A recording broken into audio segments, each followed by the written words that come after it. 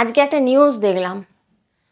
সেই নিউজটা কি, যখন আমাদের করোনা হয়েছিল বা করোনা এসেছিল, প্রত্যেকেরই কম বেশি করোনা হয়েছে এবং করোনার এফেক্ট আমাদের প্রত্যেকের ওপরই কম বেশি পড়েছে। তখন কিন্তু আমরা ভ্যাকসিন নিয়েছিলাম এবং সব থেকে যেই ভ্যাকসিনটা বেশি চলেছিল সেটা হচ্ছে অ্যাস্ট্রাজেনিকা, যেটা আমাদের দেশে কোভিশিল্ড নামে বিক্রি হয়েছে, দেওয়া হয়েছে সেই টিকা, এবং বেশিরভাগ মানুষ সেই ভ্যাকসিনটাই কিন্তু নিয়েছে।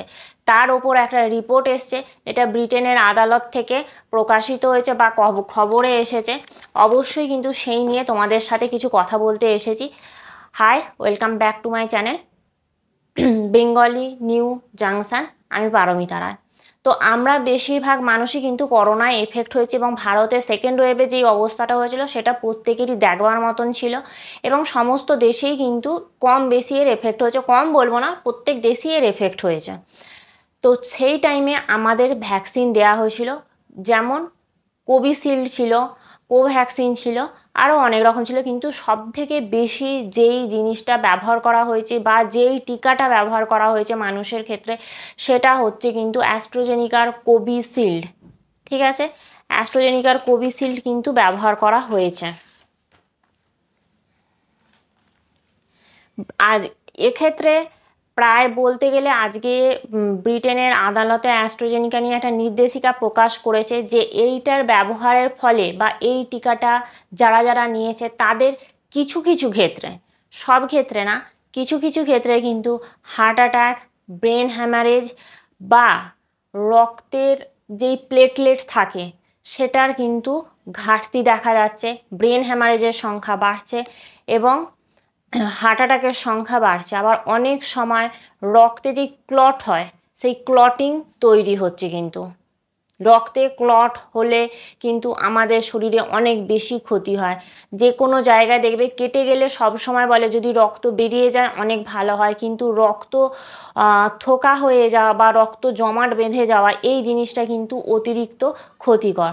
আমরা যখন এই ভ্যাকসিন নিয়েছি তারপর থেকেই আমরা কিন্তু খবরে নিউজে বারবার দেখতে পেরেছি বা দেখেছি কম বেশি যে হার্ট অ্যাটাকের সংখ্যা বেড়ে যাচ্ছে, বা যুবক যুবতী যাদের মধ্যে কোভিশিল্ড দেওয়া হয়েছিল বা যাদের মধ্যে করোনা হওয়ার পর থেকে অনেক সময় কিন্তু হার্ট অ্যাটাকের সংখ্যা বেড়ে যাচ্ছে। কিন্তু আজকে ব্রিটেনের আদালতে অ্যাস্ট্রাজেনিকা কিন্তু এই রিপোর্টটা পেশ করেছে যে কিছু কিছু ক্ষেত্রে, সব ক্ষেত্রে না, বিশেষ কিছু ক্ষেত্রে কিন্তু কোভিশিল্ড যেই যারা টিকাটা নিয়েছে, অ্যাস্ট্রাজেনিকারই টিকা, বারবার বলবো ওটা অ্যাস্ট্রাজেনিকারই টিকা, এটা আমাদের দেশে কোভিশিল্ড নামে ব্যবহার করা হয়েছে বা দেওয়া হয়েছে। কোভিশিল্ড যেই টিকাটা নিয়েছে তার ফলে কিন্তু হার্ট অ্যাটাকের সংখ্যা, ব্রেন হ্যামারেজের সংখ্যা বাড়ছে, রক্তে প্লেটলেটের কাউন্ট কমছে এবং রক্তে কিন্তু জমাট বাঁধা যেটা ক্লটিং সেটা বেশি দেখা যাচ্ছে।